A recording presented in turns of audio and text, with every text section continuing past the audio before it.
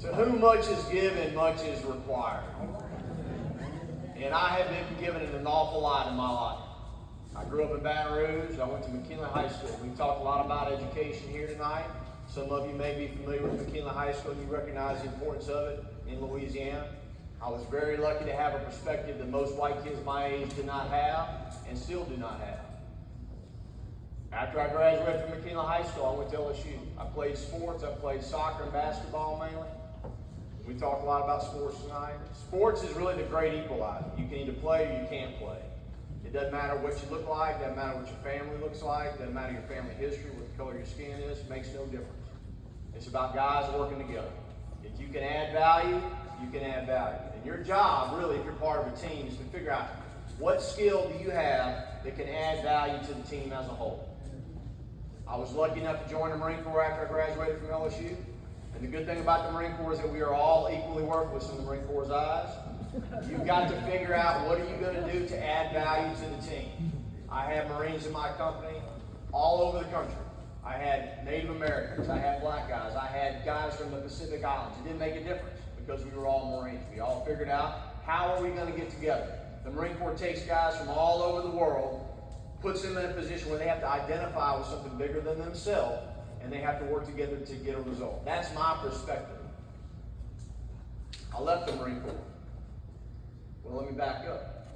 Because I was lucky enough to command a company twice in Iraq. I was lucky enough to be selected to go to the Naval War College. I was lucky enough to be selected to be an exchange officer with the Royal Marines in UK and represent the United States.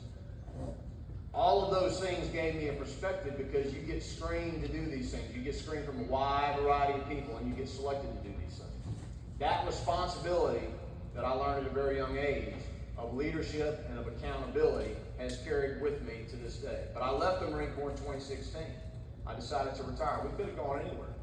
We chose to come back to Washington Parish. We chose to raise our kids here. My wife, Rebecca, and my kids sitting over there, we chose to raise them here. We could have gone anywhere. I didn't have to leave the Marine Corps. I chose to leave the Marine Corps in order to take over my family's farm in Mount Hermon. My parents were getting older. I wanted my kids to be from someplace, and I wanted to turn this historical family farm into a viable business. I wanted to be left alone. But to whom much is given, much is required. So I got immediately involved in soccer at Franklinton High School. My wife started teaching because there was a need.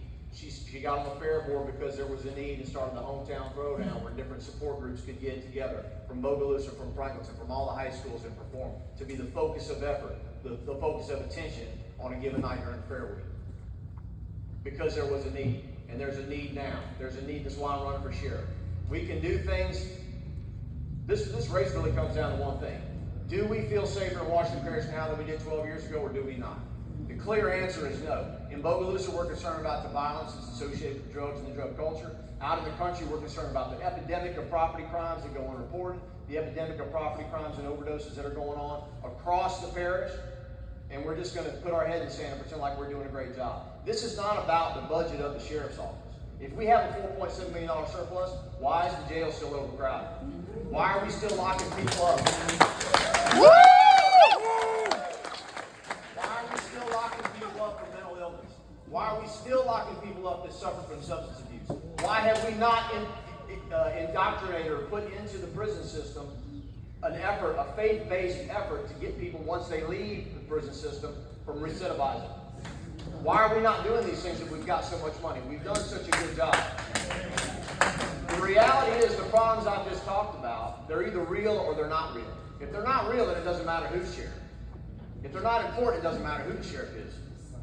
But if they are real, if they are important, then we're going to need somebody with some energetic experience, who's enough of an outsider to drive home change, and somebody who's enough of an insider that's not going to be dismissed. I promise you, I'm that guy. You want to call me, it doesn't matter what you look like, it doesn't matter who you're connected with, it doesn't matter how many votes you can get me, I'm taking the call. My name is Jason Smith, I'm running for sheriff, and I appreciate your support. Thank you.